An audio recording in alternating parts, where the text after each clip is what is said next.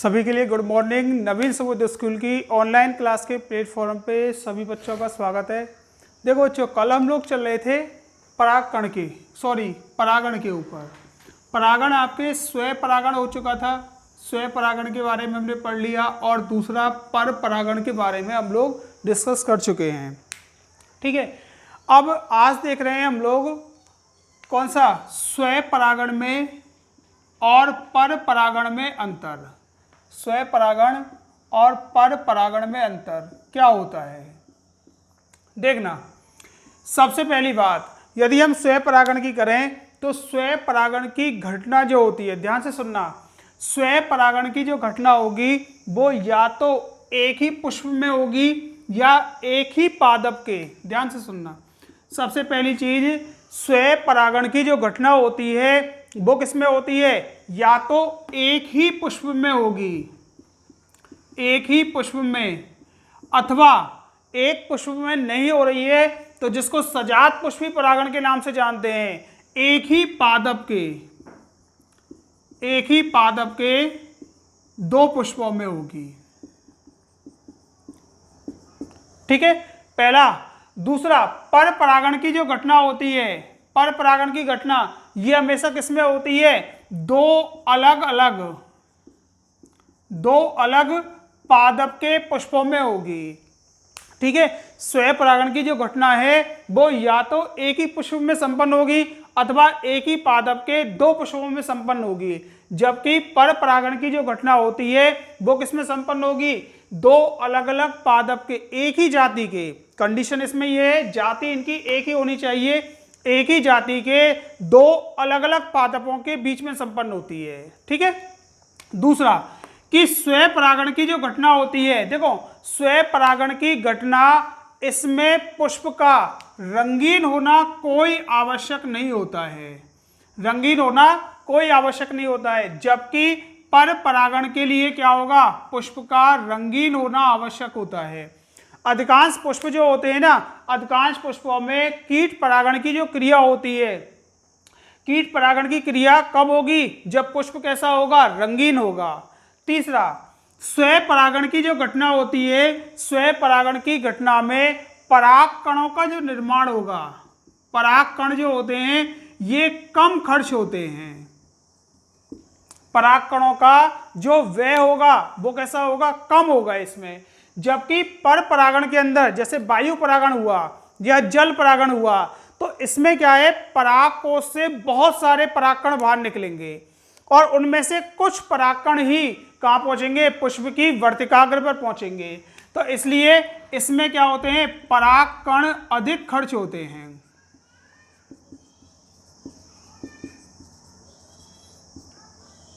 परागकण कैसे होंगे, अधिक खर्च होंगे। अगली बात, स्वयं परागण की जो क्रिया होगी, तो स्वयं परागण की क्रिया में पुष्प जो है, पुष्प का कैसा होना आवश्यक है, पुष्प जो होगा वो द्विलिंगी होना आवश्यक है, पुष्प का द्विलिंगी होना आवश्यक है। और यदि पुष्प द्विलिंगी नहीं है, ध्यान से सुनना, पुष्प यदि द्विलिंगी नहीं है तो पादप जो होता है, पादप का उभय लिंगाश्रयी होना आवश्यक होता है। अर्थात पादप ऐसा होना चाहिए, पादप ऐसा होना चाहिए जिसमें क्या हो, दोनों प्रकार के पुष्प पाए जाते हों। ठीक, सबसे बड़ी कंडीशन तो इसमें कौन सी होती है कि पुष्प जो हैं वो द्विलिंगी होने चाहिए, जबकि पर परागण के अंदर क्या होता है, पुष्प जो है वो एक लिंगी भी हो सकता है और पुष्प द्विलिंगी भी हो सकता है। और कब एक लिंगी होगा, कब द्विलिंगी होगा, इसकी आपको कंडीशन बताई थी कि पर परागण के जो अनुकूलन हम पढ़ते हैं, अनुकूलनों में कौन सी आती है, स्वयं बंधिता, स्वयं दूषण। ठीक है, ऐसी जो घटनाएं है ना वो द्विलिंगी पुष्पों के अंदर हो रही हैं, तब उन द्विलिंगी पुष्पों में पर परागण मिलेगा। अगर वो ऐसी घटनाएं नहीं मिलती हैं तो हमेशा इनमें क्या मिलेगा, द्विलिंगी पुष्पों में स्वयं परागण पाया जाएगा। ठीक है। अगली घटना, कि स्वयं परागण जो होता है ना, स्वयं परागण में पुष्प जो होते हैं वो दल और बाह्य दलों से क्या रहते हैं, अधिकांशतः ढके रहते हैं। बाह्य दल और दल इनसे कैसे रहते हैं, अधिकांशतः ढके हुए रहते हैं।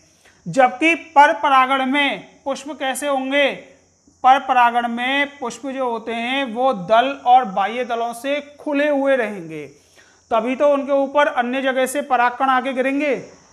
अगला कि परागकण इसमें स्वयं परागण के अंदर क्या होगा कि वर्तिकाग्र और पुंकेसर,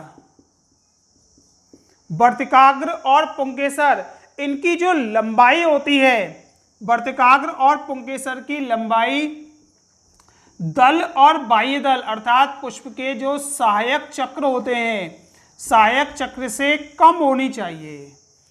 स्वयं परागण में वर्तिकाग्र और पुंकेसर की जो लंबाई है ना, वो दल और बाह्य दलों से छोटी होनी चाहिए, कम होनी चाहिए। जबकि पर परागण के अंदर क्या होनी चाहिए, वर्तिकाग्र और पुंकेसर की लंबाई, सहायक चक्र कौन से होते हैं, दल और बाह्य दल, इनसे कैसी होनी चाहिए, अधिक होनी चाहिए।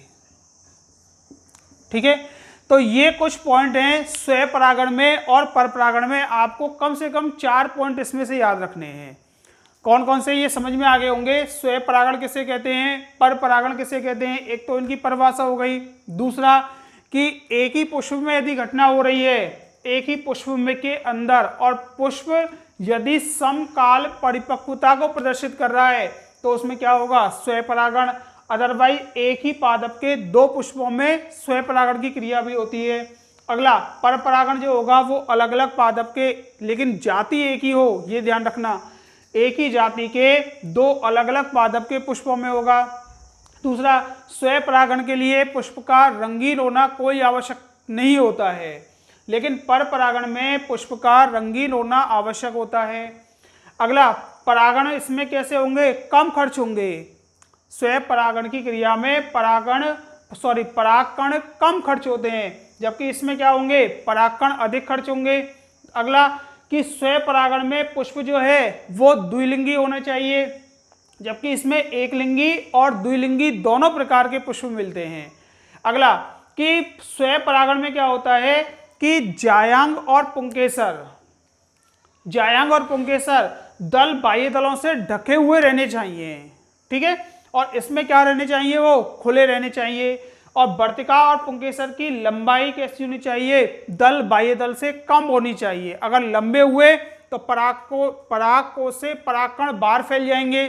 ठीक है, अथवा किसी दूसरे पुष्प के परागकण आके वर्तिकाग्र पर गिर जाएंगे, तो ऐसे में पर परागण की क्रिया होगी। जबकि पर परागण में कैसे होनी चाहिए, लंबाई अधिक होनी चाहिए। अगला देखना, अगले पॉइंट क्या है, और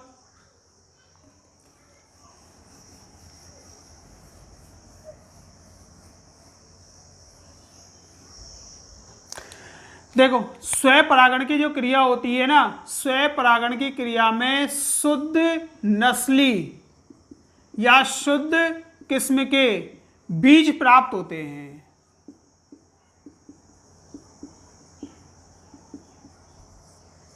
शुद्ध नस्ली या शुद्ध किस्म के बीज प्राप्त होंगे। क्यों, क्योंकि उसी पौधे के और उसी पुष्प के परागकण उसी पुष्प की वर्तिकाग्र से मिल रहे हैं। ठीक है, बाहर से किसी अन्य से नहीं आ रहे परागकण। जबकि पर परागण में क्या होता है, पर परागण के अंदर किसी अन्य पादप के पुष्प के परागकण आके गिरेंगे। ठीक है, तो यहां जो बीज प्राप्त होंगे, ये बीज कैसे होंगे, संकर बीज प्राप्त होते हैं। संकर शब्द जो है ये संकरण से बना हुआ है। ये 5वें चैप्टर में और लेके चलेंगे संकरण किसे कहते हैं। अगला कि इनसे प्राप्त बीज जो होते हैं, ध्यान सुनना, स्वयं परागण से प्राप्त बीज जो होते हैं ये कैसे होते हैं, हल्के होते हैं। बीज जो होंगे वो हल्के मिलते हैं, जबकि पर परागण से प्राप्त बीज कैसे होंगे, भारी होते हैं। अगली चीज कि स्वयं परागण की जो क्रिया होती है ना, स्वयं परागण की क्रिया में क्या है कि संकर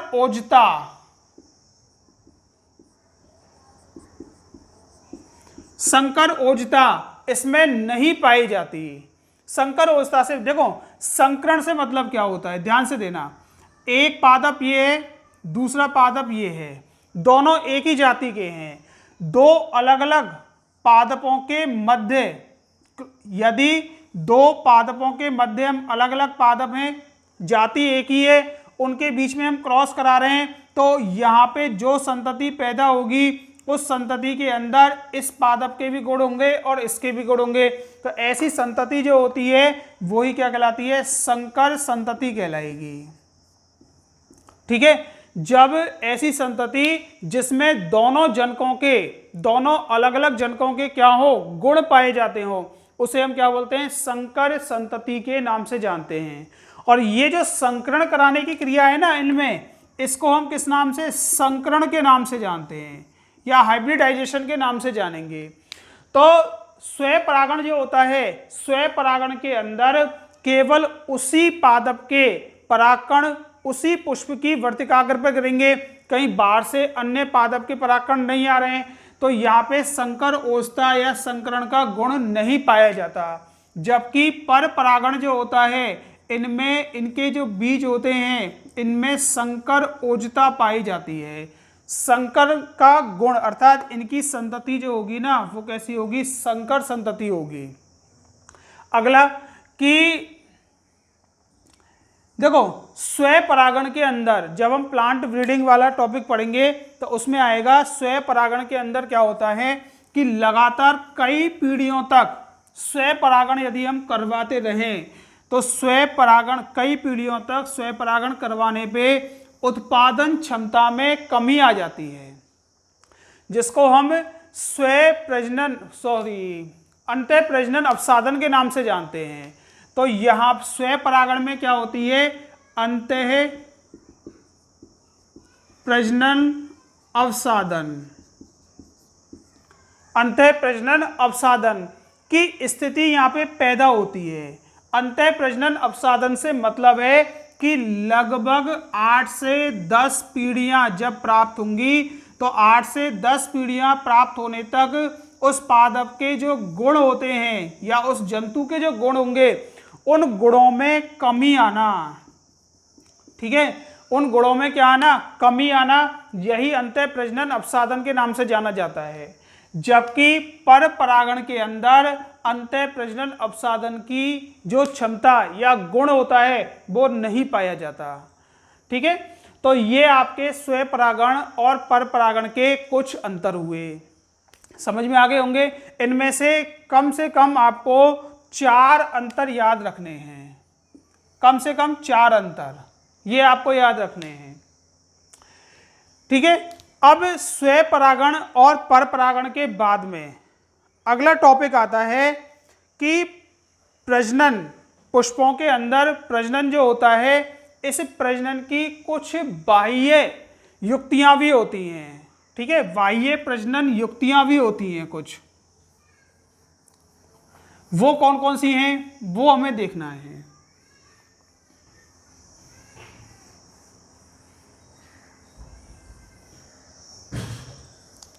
देखो अगला टॉपिक है हमारा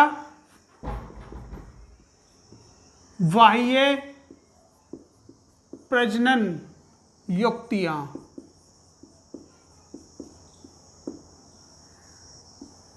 बाह्य प्रजनन युक्तियां, ठीक है, या इनको हम क्या नाम है, स्वयं अनिश्चितता, स्वयं अनिश्चितता के नाम से भी जानते हैं, या इसको सेल्फ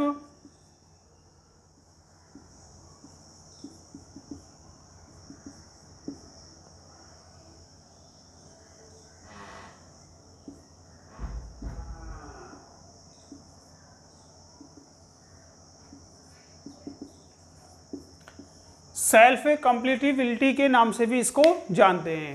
देखो ये क्या होता है कि हमको पता है कि द्विलिंगी पादप जो होते हैं, ध्यान से सुनना, इसे ध्यान से सुनना, द्विलिंगी पुष्प जो होते हैं, इन द्विलिंगी पुष्पों के अंदर कौन सी क्रिया होगी, स्वयं परागण की क्रिया होती है। द्विलिंगी पुष्पों के अंदर स्वयं परागण की क्रिया होगी, और स्वयं परागण की जो क्रिया है इसको हम 2 भागों में बांट के चलते हैं। 2 भाग कौन कौन से, एक तो होता है स्वयुग्मन, स्वयुग्मन, और एक होता है सजात पुष्पी परागण। दो भागों में इसको बांटा है। कौन कौन से? स्वयं परागण को स्वयुग्मन और दूसरा कौन सा है? सजात पुष्पी परागण। इन भागों में बांटा है। द्विलिंगी पुष्पों के अंदर ये दोनों घटनाएं हो रही हैं, ठीक है। इसके अलावा इसमें मुख्य घटना जो होगी वो कौन सी होगी? स्वयुग्मन की होगी। यदि पुष्प द्विलिंगी है तो उसमें मोस्टली स्वयं परागण की घटना, और स्वयं परागण की घटना में भी स्वयुग्मन की घटना देखने को मिलेगी। अच्छा, इसके बाद में इसी में देख रहे हैं, यदि ये स्वयुग्मन की घटना रोक दी जाए। अब स्वयुग्मन की घटना कैसे रोकेगी? इसकी कई सारी विधियां होती हैं, ठीक है। इस स्वयुग्मन की घटना को यदि हम रोक लिया जाए तो इनको रोकने के बाद में द्विलिंगी पुष्प जो होता है, इस द्विलिंगी पुष्प में पर परागण की क्रिया देखने को मिलेगी। ध्यान से सुनना फिर से एक बार कि हम पढ़ रहे हैं बाह्य प्रजनन युक्तियां कब काम में लेते हैं और कैसे काम में आती है। ये कि पुष्प यदि द्विलिंगी है तो द्विलिंगी पुष्प के अंदर स्वयं परागण की घटना मिलती है, ठीक है। स्वयं परागण की घटना जो होती है वो आपने दो प्रकार से पढ़ी है, एक तो स्वयुग्मन और दूसरा है सजात पुष्पी परागण। दो प्रकार से पढ़ी है। यदि पुष्प के अंदर हम किसी भी तरह से स्वयुग्मन की घटना को नहीं होने दें, स्वयुग्मन की घटना से मतलब है कि पुष्प के परागकण जो हैं, ये परागकोश से निकले हुए परागकण, ठीक है, किसी भी तरह से इस वर्तिकाग्र पर नहीं जाएं। और बाय चांस मान के चलना कि इस परागकोश से परागकण निकल के यहाँ वर्तिकाग्र पर पहुंच गए तो यहाँ पे इनका क्या नहीं हो? अंकुरण नहीं हो। मतलब ये वर्तिका जो है ना, ये किसी काम की नहीं हो। अगर ये घटना होने लग गई तो इसका मतलब क्या होगा? उस पुष्प के अंदर कौन सी घटना होगी? पर परागण की घटना होगी, ठीक है, पर परागण की। तो कई पुष्प ऐसे होते हैं, जैसे आपको बताया था स्वबंधता,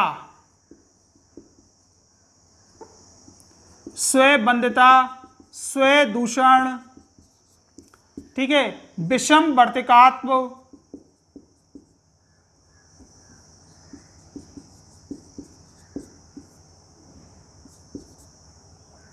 ठीक है, कई सारे। अर्थात पर परागण के जो अनुकूलन थे केवल एक लिंगिता को छोड़ के, जो द्विलिंगी पुष्पों के अंदर पर परागण के अनुकूलन मिल रहे थे, यदि ये अनुकूलन इन द्विलिंगी पुष्पों के अंदर पाए जा रहे हैं तो उन द्विलिंगी पुष्पों में कौन सी घटना होगी? पर परागण की घटना होगी, ठीक है। तो पर परागण की घटना होने का मतलब है, पर परागण की घटना होने का मतलब है, ध्यान से सुनना, कि उनके अंदर प्रजनन की कोई ना कोई बाहरी युक्ति काम में आ रही है, ठीक है। अर्थात प्रजनन के लिए या परागण के लिए कहीं ना कहीं बाहर से या दूसरे पुष्प से या दूसरे पादप के पुष्प से क्या आ रहे हैं?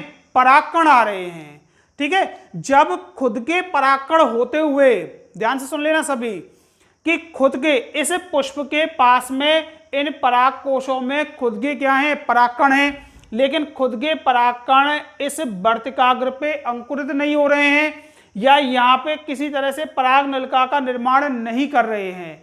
कहने का मतलब है इसी पुष्प को वो क्या नहीं कर रहे हैं? परागित नहीं कर रहे हैं।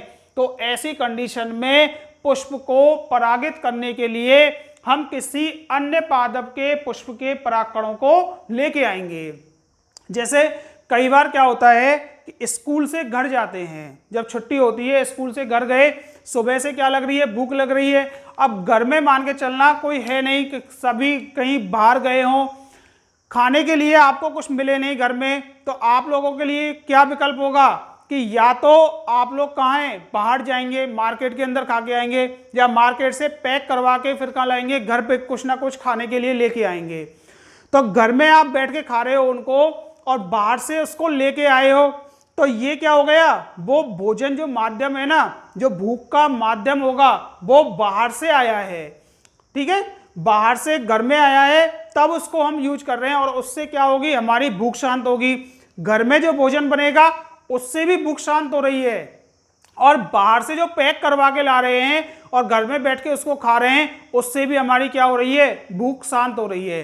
तो ऐसे ही यदि इसके परागकण मान के चलना किसी काम के नहीं है, तो ऐसे में इस वर्तिका को परिपक्व होने के बाद में परागकण की आवश्यकता होगी, तो किसी अन्य पुष्प के परागकण इसके ऊपर आएंगे, और यही घटनाएं जो होती हैं ना, यही प्रजनन की विधियां जो होती हैं वो बाह्य प्रजनन युक्तियां कहलाती हैं। आ गया होगा समझ में। सीधा सा एक शब्द में आंसर है, एक लाइन में आंसर है कि खुद के परागकण अयोग्य होने पे, अभी आगे आ रहे हैं, सुयोग्य और अयोग्य परागकण कौन कौन से होते हैं, कि द्विलिंगी पुष्प में खुद के परागकण, स्वयं के परागकण अयोग्य होने पे, अर्थात अयोग्य से मतलब है वो निषेचन नहीं कर पाए, ऐसी स्थिति आने पे किसी अन्य पादप के उसी जाति के किसी अन्य पादप के परागकण जो होते हैं वो आगे पुष्प को परागित करें। तो यही घटना या ये जो युक्तियां होती हैं बाह्य प्रजनन युक्तियां कहलाती हैं। ठीक है, शायद आ गया होगा समझ में सभी के। अब बाह्य प्रजनन युक्तियां जो होती हैं वो कब कब होंगी, क्वेश्चन ये आता है कि बाह्य जनन युक्तियां जो होती हैं वो कब काम में आती हैं, कब काम में आएंगी, इससे पर परागण के अनुकूलन जो है, स्वबंधिता, स्वदूषण, विषम वर्तिकाग्र या भिन्न काल परिपक्वता, ये गुण यदि पाए जाते हों, भिन्न काल परिपक्वता, ये गुण जो है ना, ये पुष्प के अंदर यदि पाए जा रहे हैं तो ही हम इन युक्तियों को काम में लेते हैं। अदरवाइज क्या होता है, पुष्प के अंदर सामान्य तौर पे या प्राकृतिक रूप से कौन सा होगा, स्वपरागण ही होगा। इस द्विलिंगी पुष्प में यदि ये गुण नहीं पाए जा रहे हैं, ऐसी कोई घटना नहीं मिल रही है, तो सामान्य तौर पे या प्राकृतिक रूप से उनके अंदर स्वपरागण होगा। ठीक है, और यदि इनमें से कोई भी एक घटना मिल रही है तो उनमें क्या होगा, पर परागण होगा। अब ये स्थिति देखो कब कब बन रही है या कैसे कैसे हम बाह्य प्रजनन युक्तियों को काम में ले सकते हैं, एक बार फिर से देखना।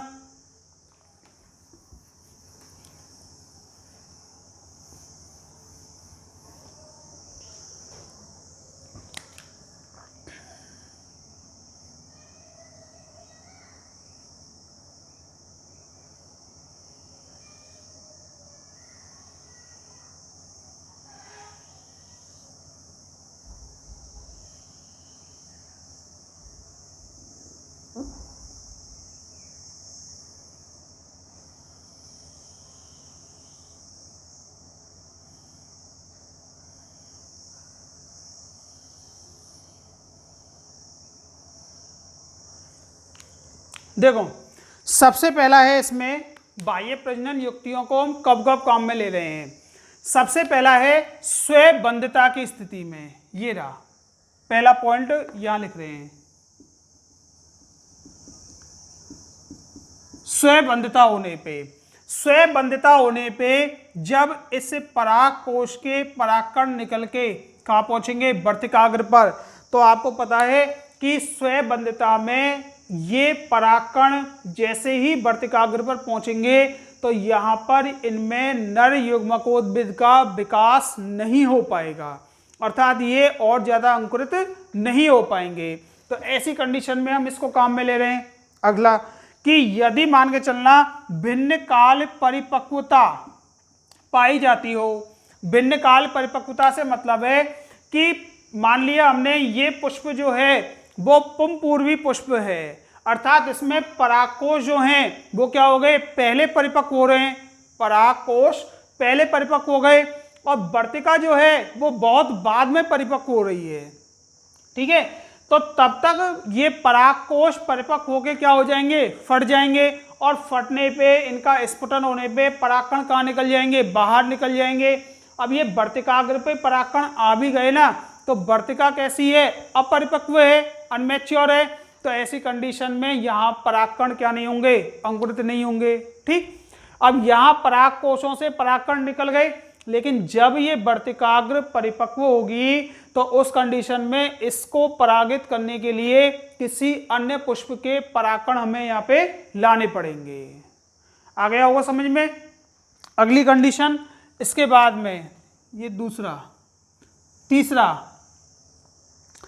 कि पराग नलिका किसी कारणवश, ध्यान से सुनना,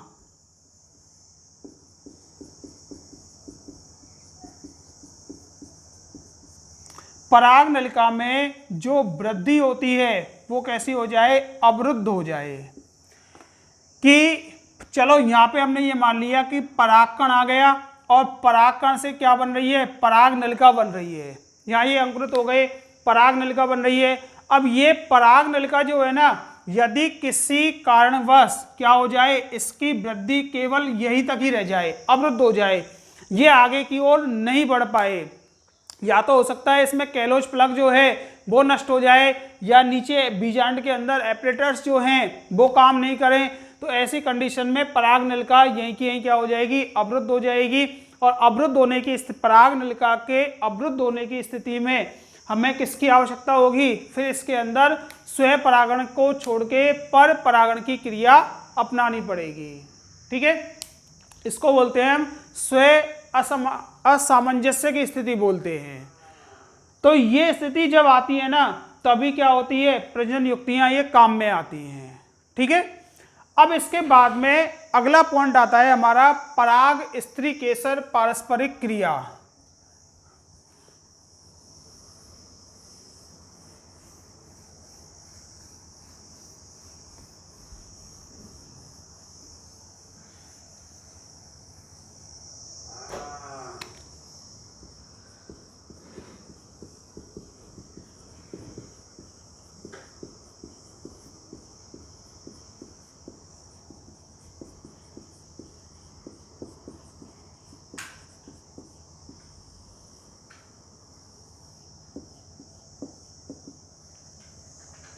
देखो, पराग स्त्री केसर पारस्परिक क्रिया, ये क्वेश्चन बोर्ड में आया हुआ है, राजस्थान बोर्ड में ये क्वेश्चन पूछा हुआ है कि पराग स्त्री केसर पारस्परिक क्रिया से क्या मतलब होता है। ठीक है, ये बोर्ड का क्वेश्चन है, राजस्थान बोर्ड में आया हुआ क्वेश्चन है, शायद 2013 में या 12 में आया हुआ क्वेश्चन है।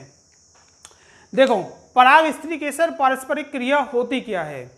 अब ध्यान से सुनना कि हम लोग अभी तक परागण के बारे में पढ़ रहे हैं, अभी हमने निषेचन क्रिया के बारे में नहीं पढ़ा है। अभी तक जो हमारा चल रहा है टॉपिक वो किससे संबंधित है, परागण से संबंधित है।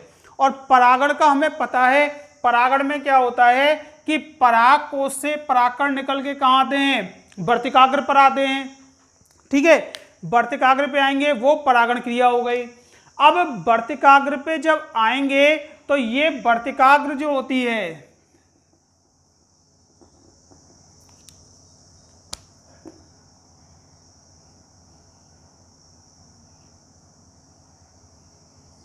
देखो वर्तिकाग्र जो होती है ना, जब वर्तिकाग्र परिपक्व हो जाती है तो परागकण जब इस पे आएंगे तो कौन सा परागकण अंकुरित होगा, कौन सा परागकण अंकुरित नहीं होगा, ये सब जो निर्भर करता है ना, वो इस वर्तिकाग्र पर निर्भर करता है। वर्तिकाग्र की जो सतह होती है इस पर निर्भर करेगा। तो वर्तिकाग्र का एक काम और होता है, वर्तिकाग्र का आपको कार्य बताया था कि ये क्या करती है, पराग कणों को एक प्लेटफॉर्म देती है, प्लेटफॉर्म प्रदान करेगी। दूसरा, ये पराग कणों की क्या करती है, पहचान करती है, पराग कणों की पहचान करेगी। पहचान कैसे करेगी कि हो सकता है, सुन लेना ध्यान से, हो सकता है कि इस वर्तिकाग्र पर किसी अन्य जाति के परागकण भी आ सकते हैं। कोई जरूरी नहीं है कि इसी जाति के परागकण इस वर्तिकाग्र पर आए। जिस जाति का ये पुष्प है उसी जाति के परागकण, चाहे वो इसी पुष्प के हों या किसी अन्य पुष्प के हों, लेकिन जाति क्या है, सेम है। या तो इसी जाति के आ सकते हैं, अदरवाइज किसी अन्य जाति के परागकण आ सकते हैं। जैसे मान के चलना ये जो है वो किसकी है, सरसों का है पुष्प, ठीक है। अब सरसों के पुष्प पे या तो सरसों के ही परागकण आएंगे, अदरवाइज किसी अन्य पुष्प के भी परागकण यहाँ पे आ सकते हैं। अब वर्तिका का काम क्या है, एक तो परागकणों को इसने क्या दे दिया, प्लेटफॉर्म दे दिया। अब प्लेटफॉर्म देने के बाद में ये क्या करती है, परागकणों की पहचान करती है कि परागकण यदि, देखो पहली कंडीशन तो ये है कि वर्तिकाग्र जो है वो परिपक्व होनी चाहिए।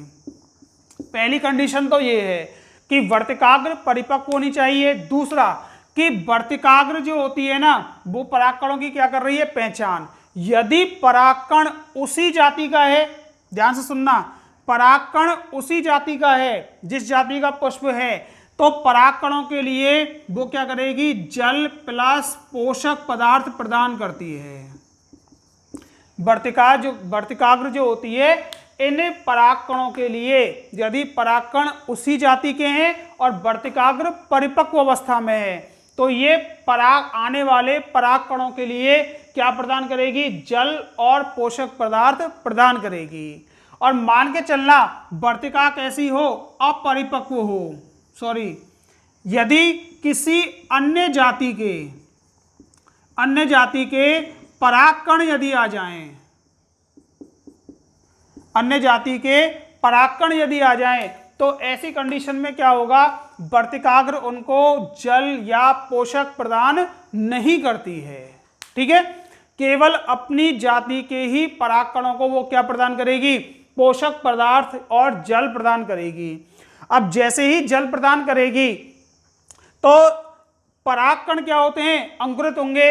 अब देखो ये चीज आपने पढ़ी है परागकणों के अंकुरण में कि परागकोश के अंदर,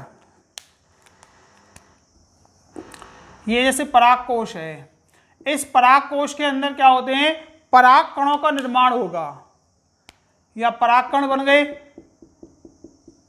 ये परागकण जब भी परागकोश से बाहर निकलेंगे ना, तो ये 60% पौधों के अंदर तो कैसे होते हैं, दो कोशिकीय या दो केंद्रकीय अवस्था में होते हैं, द्विकेंद्रकीय अवस्था में होंगे। और 40% पुष्प ऐसे होते हैं जिनके अंदर ये परागकण 3 केंद्रकीय अवस्था में होते हैं, ठीक है। अब 2 केंद्रकीय और 3 केंद्रकीय ये अवस्था कौन कौन सी होती है, ध्यान से सुनना, कि लगभग 60% पुष्पों के अंदर इस प्रकार की अवस्था है जिसमें एक कायिक केंद्रक या वर्धी केंद्रक और दूसरा कौन सा होता है, जनन केंद्रक होता है। जबकि 3 केंद्रकीय अवस्था में यदि ये बाहर निकल रहे हैं तो एक तो कौन सा होगा, कायिक केंद्रक, और 2 कौन से होते हैं, नर युग्मक केंद्रक होते हैं, नर युग्मक केंद्रक, 2 ये मिलेंगे इसके अंदर, ठीक है। अगली बात कि परागकणों की आपको पता है कि परागकण जो होते हैं, परागकणों पे 2 प्रकार के आवरण मिल रहे हैं। 2 प्रकार के कौन कौन से, बाहर की ओर एक्साइन और अंदर की ओर जो स्तर होगा वो कौन सा होगा, इंटाइन होगा। बाहर की ओर एक्साइन और अंदर की ओर इंटाइन मिलेगा। एक्साइन जो होता है ना, इस एक्साइन पे क्या होता है, स्पोरोपोलेनिन,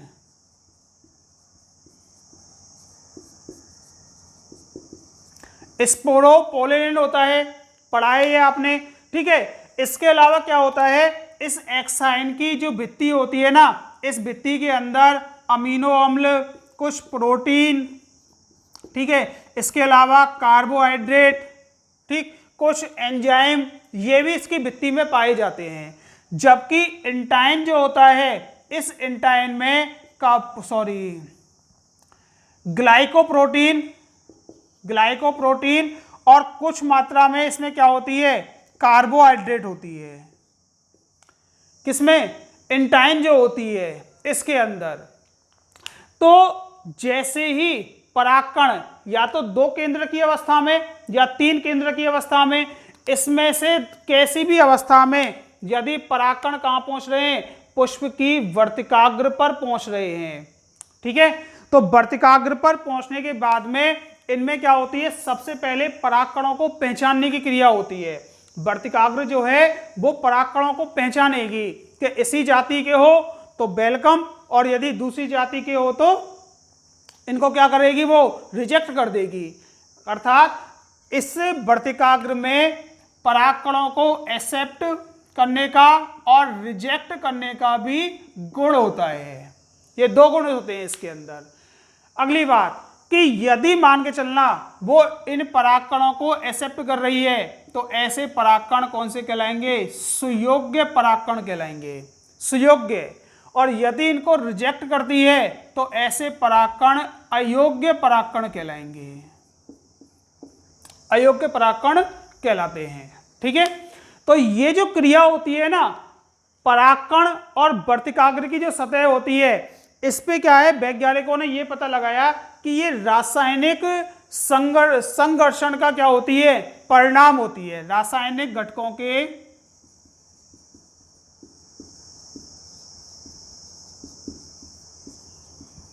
संकर्षण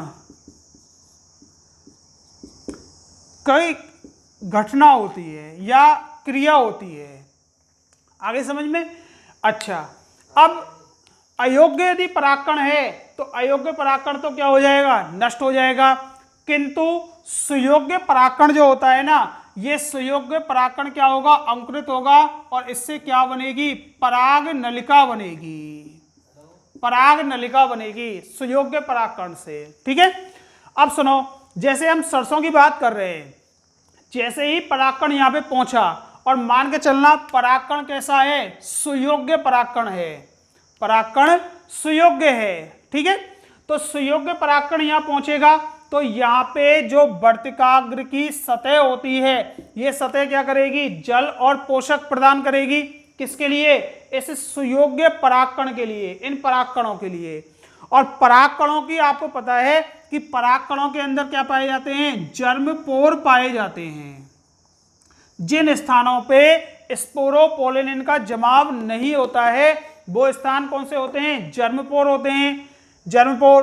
ठीक है, और इनकी संख्या द्विबीजपत्री में कितनी होगी, 3 होगी। अब मान के चलो यहां हम लेके चल रहे हैं बड़ा एक, कि ये क्या है, एक परागकण, एक बड़ा ले रहे हैं और इसमें ये जर्मपोर हैं, ये जर्मपोर हो गए। तो इन तीनों जर्मपोरों में से जो जर्मपोर इस वर्तिकाग्र के संपर्क में आता है या वर्तिकाग्र की सतह के जो नजदीक होता है, वो ही क्या करता है, अंकुरित होकर पराग नलिका का निर्माण करेगा। ये पराग नलिका का निर्माण करेगा और पराग नलिका जो है वो धीरे धीरे क्या होगी, बढ़ती हुई जाएगी। ये पराग नलिका जो होती है वो पैक्टिन और सेल्यूलोज की बनी हुई होती है। पराग नलिका पैक्टिन नामक, पैक्टिन प्लस सेल्यूलोज, इसकी बनी हुई होगी और ये धीरे धीरे वृद्धि करेगी। इसमें क्या होता है, आगे की ओर बड़ा केंद्रक होगा, कौन सा, वर्धी केंद्रक, और पीछे की ओर क्या होगा, जनन केंद्रक। जनन केंद्रक आगे विभाजित करके 2 भागों में बढ़ जाएगा, 2 नर युग्मक केंद्रकों का निर्माण करेगा। और यदि पहले से ही 3 केंद्र की अवस्था है, पहले से, तो ये 3 केंद्र की अवस्था ऐसे की ऐसे चलती हुई जाएगी। और यदि 2 केंद्र की अवस्था है तो 2 केंद्र की अवस्था में ये नर युग्मक, जनन केंद्रक जो होता है ये विभाजित होकर 2 नर युग्मक केंद्रक का निर्माण कर लेगा।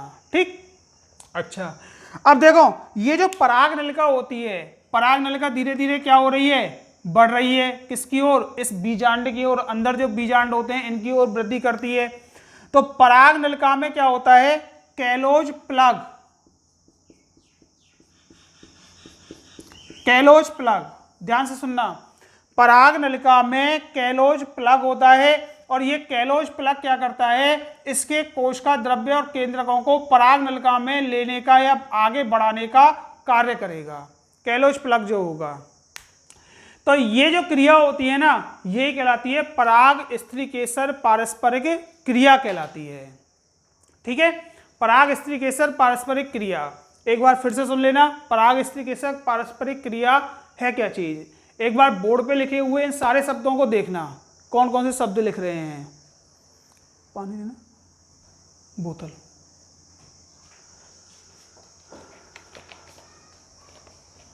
इनको एक बार फटाफट देखते चलना।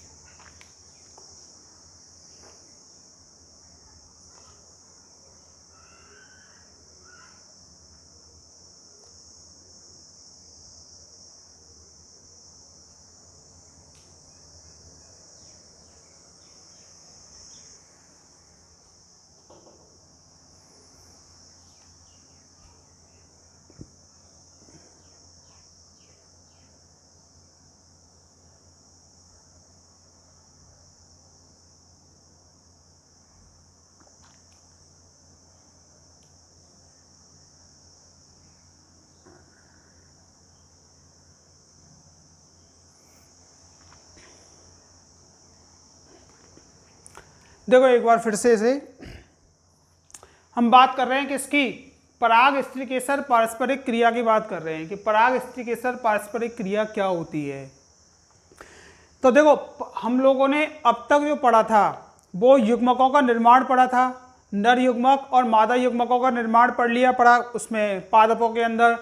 फिर हमने देखा युग्मकों का स्थानांतरण हो रहा है, अर्थात परागकण जो हैं वो परागकोश से निकल के कहाँ पहुँच रहे हैं, वर्तिकाग्र पर पहुँच रहे हैं। वर्तिकाग्र पर पहुँचने की जो ये घटना होती है इसको हम क्या बोलते हैं, परागण के नाम से जानते हैं। अब परागण क्रिया कब होगी, ये सक्सेस कब होती है, ये देखना है हमें कि कब ये सफल है और कब ये असफल है, इसके बारे में। तो ये एक बोर्ड में क्वेश्चन आया था और आपकी बुक के अंदर भी है, पराग स्त्रीकेसर पारस्परिक क्रिया जो है। देखो इसमें क्या होता है कि जब भी, ध्यान से सुनना, कि जब भी पराग कोश से निकल के परागकण कहाँ पहुंचेंगे, वर्तिकाग्र पर पहुंचते हैं, तो वर्तिकाग्र क्या करती है कि सभी परागकणों के लिए क्या करेगी, प्लेटफॉर्म का काम करेगी। ठीक है, जैसे ये मेरे पास 5 मार्कर हैं, ठीक है, इनमें से कुछ के अंदर इंक है और कुछ के अंदर नहीं है। ठीक, तो मेरा जो हाथ है, इस हाथ में मैं किस मार्कर को लूंगा, जिस मार्कर के अंदर इंक होगी उस मार्कर को मैं काम में लूंगा। जो मार्कर खाली, इन 5 में से जो मार्कर खाली होंगे वो मेरे किसी काम के नहीं है, उन्हें हाथ में लेने से कोई फायदा नहीं है। तो ऐसे ही क्या होगा कि जो परागकण यहाँ पे अंकुरित हो सके वो परागकण ही हमें यहाँ पे पढ़ना है। तो ऐसे इस क्रिया को हम बोलते हैं सुयोग्य और अयोग्य परागकण की पहचान करना। तो वर्तिकाग्र जो होती है ना वो क्या करती है, प्लेटफॉर्म देने के साथ साथ परागकणों की पहचान भी करती है।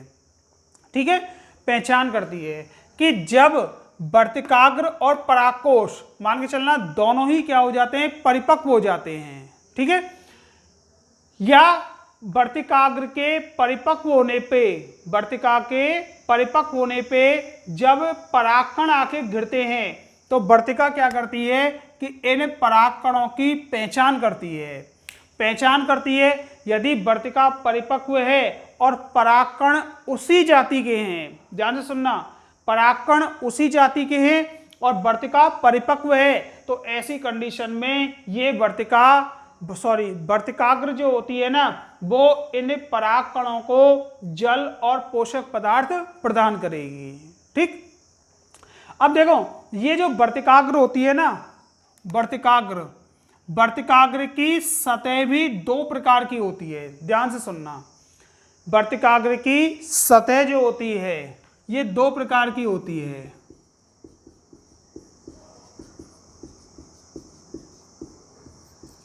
दो प्रकार के कौन कौन से, या तो ये सतह कैसी हो सकती है, नम सतह हो सकती है, नम सतह, या फिर ये कैसी हो सकती है, शुष्क सतह हो सकती है। ठीक है, 2 ही कंडीशन होगी ना कि या तो पुष्प कैसा होगा, नम होगा, वर्तिकाग्र कैसी होगी, नम होगी, या फिर कैसी होगी, शुष्क सतह वाली होगी। तो वर्तिकाग्र की सतह पे जैसे ही आए, वर्तिकाग्र क्या कर रही है, इनकी पहचान कर रही है। ठीक है, तो ये घटना जो होती है वो रासायनिक घटकों के संकर्षण का परिणाम होता है। ठीक है।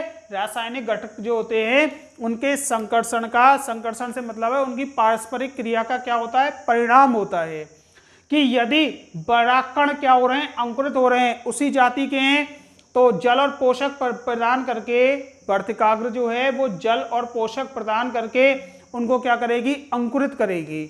और यदि मान के चलना परागकण किसी अन्य जाति के हैं, अन्य जाति के, तो वर्तिकाग्र उनको जल और पोषक पदार्थ प्रदान नहीं करेगी।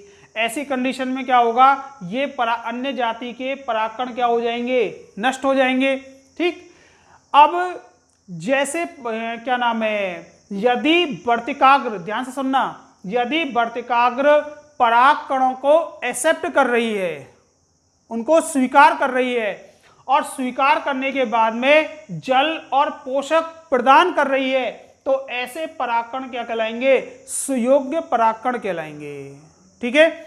और यदि मान के चलना वर्तिकाग्र क्या कर रही है, उनको रिजेक्ट कर रही है, अस्वीकार कर रही है, तो ऐसे परागकण जो होंगे वो अयोग्य परागकण कहलाएंगे।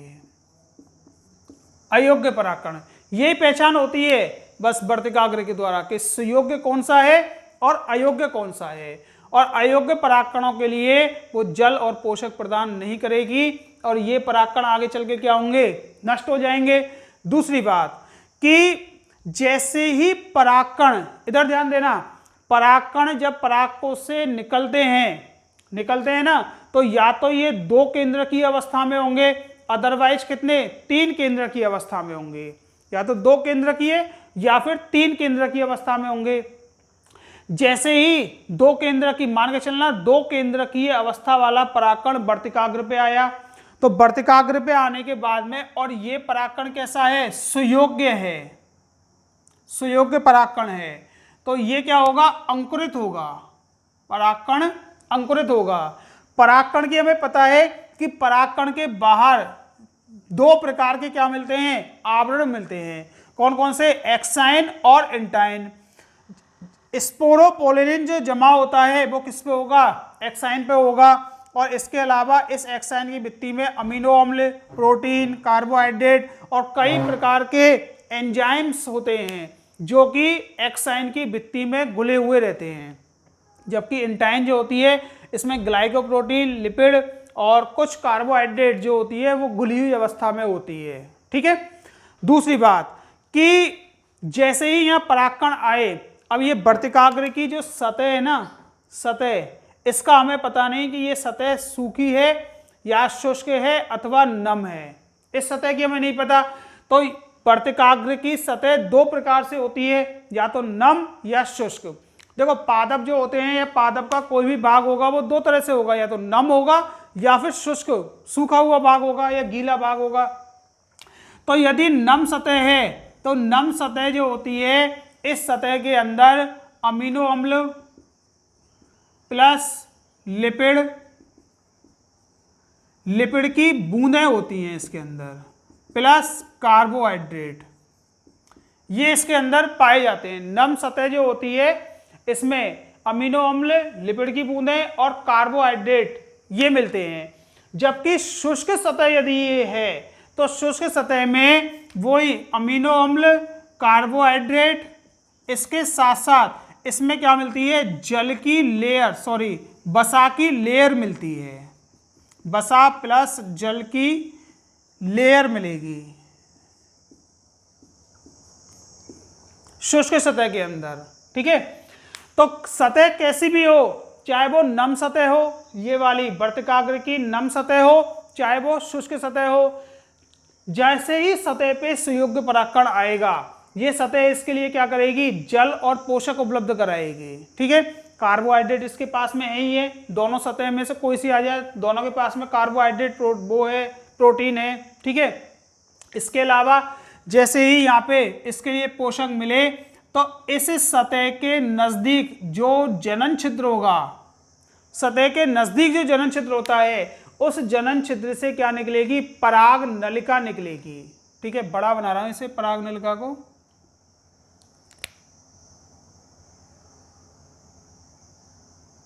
ये पराग नलिका बनेगी और पराग नलिका में आगे की ओर यदि 2 केंद्र की अवस्था आ रही है तो आगे की ओर कौन सा वर्धी केंद्रक और पीछे की ओर कौन सा होगा जनन केंद्रक होगा।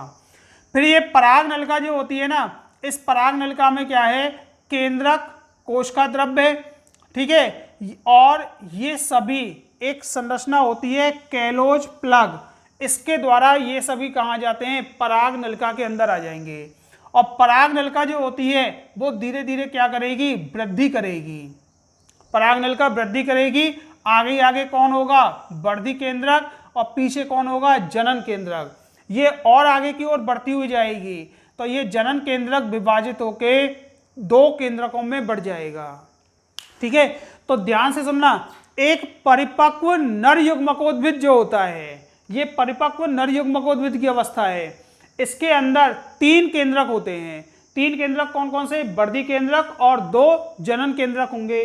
ठीक है, 2 या फिर इसको 1 कायिक केंद्रक और 2 शुक्राणु के नाम से भी इसको बोल देंगे।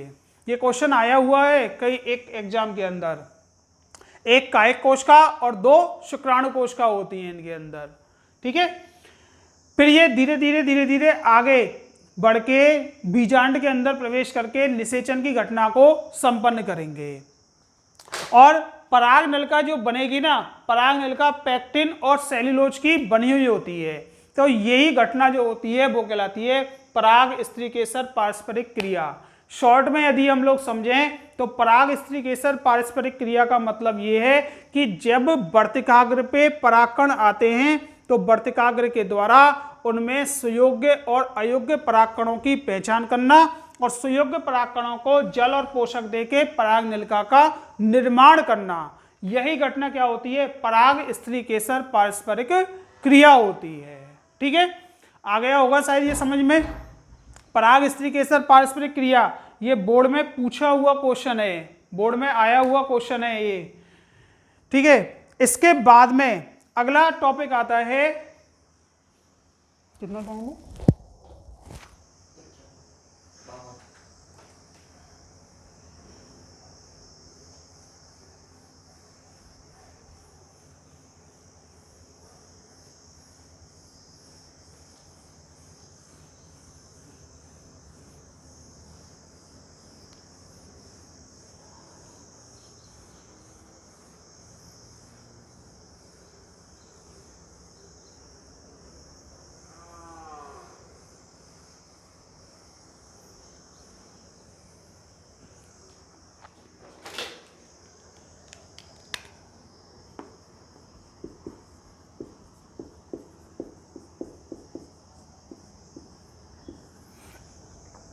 देखो अगला टॉपिक है कृत्रिम परागण। कृत्रिम परागण से मतलब क्या होता है। ठीक है, स्वयं परागण, पर परागण और तीसरा है कृत्रिम परागण। कृत्रिम या आर्टिफिशियल शब्द कहीं पे भी आ जाए, इसका मतलब होता है कि ये परागकण जो होगा वो किसके द्वारा होगा, मानव के द्वारा होगा अथवा मानव द्वारा निर्मित जो विधियां हैं उनके द्वारा होगा। ठीक, वर्तमान में क्या है कृत्रिम परागण का सबसे अच्छा लाभ, देखो पहले तो इसकी परिभाषा ध्यान रखना, मानव निर्मित विधियों के द्वारा या युक्तियों के द्वारा परागण होना क्या कहलाएगा, कृत्रिम परागण कहलाता है। ठीक है, इसमें क्या होता है कि इच्छित या वांछित परागकण जो होते हैं, वांछित परागकण इनका क्या होता है चयन होता है। इसमें सबसे पहले हम क्या करते हैं इस विधि के अंदर, दोनों जनक जो होते हैं, दोनों जनक पहले तो इनका चुनाव करेंगे। दोनों जनकों के चुनाव से मतलब है कि अच्छी क्वालिटी के या अच्छी किस्म के क्या होने चाहिए, पादप होने चाहिए। ठीक है, पहला। फिर उसमें से क्या करेंगे, वांछित परागकणों का चयन करेंगे और वांछित परागकणों को लेके उनको हम कृत्रिम रूप से पुष्प की वर्तिकाग्र पर डालेंगे। इसका सबसे बड़ा, देखो वर्तमान में जो फसल प्रजनन कार्यक्रम होते हैं, फसल प्रजनन कार्यक्रम जो हैं वो अधिकांशतः इसी विधि के द्वारा संपन्न हो रहे हैं, कृत्रिम परागण विधि के द्वारा संपन्न हो रहे हैं। इससे क्या होता है कि जो संकर पीढ़ी मिलेगी ना वो उन्नत किस्म की होती है, अच्छी किस्म की क्या प्राप्त होगी, पीढ़ी प्राप्त होगी या बीज जो प्राप्त होंगे वो उन्नत या वांछित किस्म के प्राप्त होंगे, जिनमें क्या होगा, उत्पादन अधिक होगा। वांछित से मतलब है डिजायर वाले, मतलब जैसे हम चाहते हैं वैसे बीज प्राप्त होना। ठीक, तो ये कृत्रिम परागण है। वर्तमान में फसल प्रजनन कार्यक्रम का बहुत महत्वपूर्ण हिस्सा माना गया है इसको, कृत्रिम परागण क्रिया को। अब कृत्रिम परागण जो होता है ना, ये कृत्रिम परागण मेंडल ने भी किया था। आप लोगों ने मेंडल के नियम पढ़े होंगे कहीं ना कहीं पे, आनुवांशिकता के नियम, प्रभाविता का नियम, पृथक्करण का नियम, स्वतंत्र अभ्युहन का नियम। तो मेंडल जैसे जो वैज्ञानिक थे, उन्होंने भी अपने प्रयोगों में इसी कृत्रिम परागण को चुना था, कृत्रिम परागण करवाया था उन्होंने। तो कृत्रिम परागण जो होता है ना, इसकी दो युक्तियां होती हैं। दो युक्तियां कौन कौन सी, बहुत सिंपल है, और यदि पूछा गया तो 1 नंबर में आ सकता है। ये 1 नंबर लायक क्वेश्चन है। पहला है विपुंसन।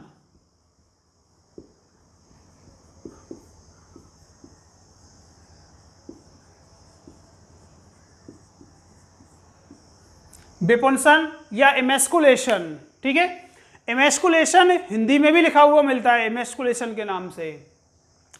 देखो विपुंसन क्रिया क्या होती है, ध्यान से सुनना, कि जब पुष्प कलिका अवस्था में हो, कलिका अवस्था से मतलब है कि जब पुष्प दल और बाह्य दलों से ढका हुआ हो, जैसे ये पुष्प, ये क्या हो गया, पुष्प वृंत, ठीक है, और ये क्या हो गया, पुष्प। जब पुष्प दल और बाह्य दलों से ढका हुआ हो, देखना किसी भी टहनी में, शाखा में जिसमें पुष्प आते हो, जिस पादप के अंदर जब पुष्प खिलते हैं ना, जब वे छोटे से होते हैं तो हरे अंडाकार संरचना के रूप में होते हैं, तो वो उनकी क्या होती है, कलिका अवस्था। तो इसी कलिका अवस्था में क्या होगा कि इनमें वर्तिकाग्र का भी निर्माण होता है, वर्तिकाग्र भी बनेगी, और इनके अंदर क्या बनेंगे, पराग कोश भी बनते हुए रहते हैं, या लघु बीजाणु दानियों का भी निर्माण होगा इसके अंदर। तो जब पुष्प कलिका अवस्था में हो, ध्यान से सुनना, विपुंसन क्या होता है कि जब पुष्प कलिका अवस्था में होता है तो कलिका अवस्था में ही सावधानी पूर्वक दल और बाह्य दल इनको क्या कर देते हैं, खोलते हैं। ठीक है, दल और बाह्य दलों को खोला जाता है, और दल और बाह्य दलों को खोलने के बाद में या पुष्प को अनावृत करने के बाद में क्या करते हैं, सावधानी पूर्वक ये जो पुमंग होते हैं ना, इन पुमंगों को काटकर चिमटी या कैंची की सहायता से इन पुमंगों को काटकर अलग कर लिया जाता है। ठीक है, अलग कर लिया जाता है, और वापस पुष्प को उसी अवस्था में छोड़ दिया जाता है, अर्थात दल और बाह्य दल से ये क्या हो जाते हैं, ढके हुए रह जाते हैं। अब जैसे ही ये पुष्प खिलेगा, आगे वृद्धि करेगा, परिपक्व होगा, तो आपको पता है जब पुष्प परिपक्व होगा तो इनके दल और बाह्य दल क्या होंगे, खिलने लगेंगे, दल और बाह्य दल। अब इसकी वर्तिका जो है वो भी अपनी लंबाई में वृद्धि करेगी, तो वर्तिका लंबाई में वृद्धि करेगी। तो ये घटना जो है ना, कौन सी घटना, कि कलिका अवस्था में, कलिका अवस्था में पुष्प के दल बाह्य दलों को खोलकर और पराग कोश को सावधानी पूर्वक चिमटी या कैंची की सहायता से काटकर अलग करना, यही घटना क्या कहलाती है, विपुंसन की घटना कहलाती है। फिर से सुन लेना कि कलिका अवस्था जो होती है पुष्प की, इसी कलिका अवस्था में जो परागकोश होते हैं, परागकोशों को सावधानी पूर्वक काट के अलग करना या पृथक करना, वो घटना क्या कहलाती है, विपुंसन की घटना कहलाती है। ठीक है, पहला पद तो ये हो गया।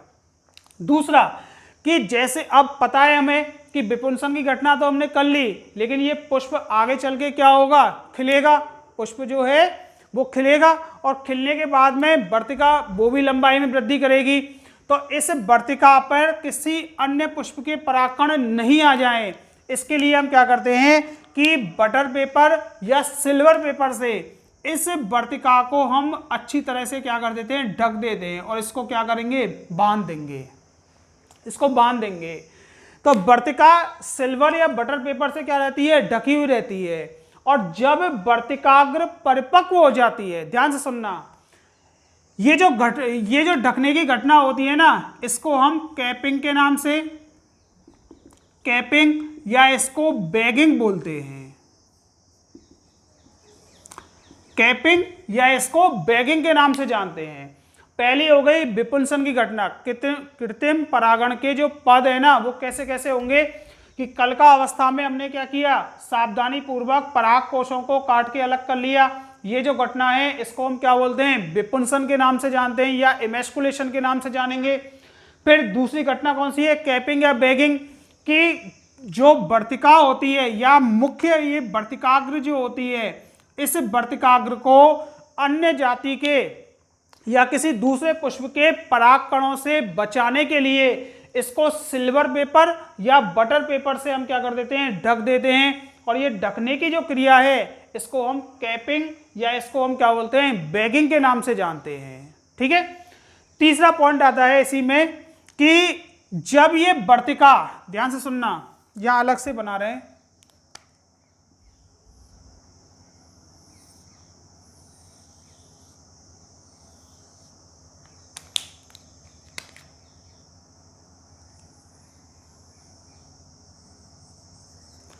सिल्वर या बटर पेपर से ढकी हुई है। जब ये वर्तिकाग्र परिपक्व हो जाएगी तो परिपक्व होने पे हम क्या करते हैं कि इस सिल्वर या बटर पेपर को हटा देते हैं। ठीक है। हटाने के बाद में और इच्छित किसी अन्य पुष्प के, इसी जाति का कोई अन्य पुष्प हो, ये बताया था ना कि वांछित पुष्पों का चयन करते हैं, वांछित जनकों का, तो किसी अच्छे पुष्प के वांछित परागकण जो होते हैं उन परागकणों को लाके और क्या करते हैं, इस पुष्प की वर्तिकाग्र पर छोड़ देते हैं। ठीक है। वर्तिकाग्र पर छोड़ देंगे और इसको हम वापस पुनः उसी प्रकार से सिल्वर या बटर पेपर से बांध देते हैं। ठीक है। दोबारा से इसको क्या कर देंगे, अनावृत कर देंगे, ढक देंगे इसको। ये जो दोबारा से ढकने की क्रिया होती है इसको हम बोलते हैं रीवैगिंग के नाम से जानते हैं। रीवैगिंग या रीकैपिंग के नाम से इसको जानते हैं। ठीक है। इसका फायदा क्या होता है, इसका फायदा ये है कि हमने जो वांछित परागकण यहाँ पे डाले हैं, यही परागकण क्या होंगे, इसमें निषेचन क्रिया को संपन्न करेंगे और वांछित बीज की हमको क्या होगी, प्राप्ति होगी। किसी अन्य पुष्प के परागकणों को यहाँ आने से रोकने के लिए ही हम क्या करते हैं, इसको ढकने का काम करते हैं। तो ये जो घटना होती है वो कहलाती है कृत्रिम परागण की। तो इसमें विपुंसन, कैपिंग और रीवैगिंग 3 पद इसके अंदर आते हैं। ठीक है। तो इनको आप एक बार पढ़ना, समझना कोशिश करना और देखेंगे इनके, यदि आपको पीडीएफ होगी यहाँ तक की तो पीडीएफ, उससे आगे की पीडीएफ आपके लिए अवेलेबल करा देंगे और इनको समझने की कोशिश करना। आज जो पढ़ाया है थोड़ा टफ लगेगा लेकिन ये पिछले पढ़ाए हुए से ज़्यादा रिलेटेड है। ठीक है। धन्यवाद।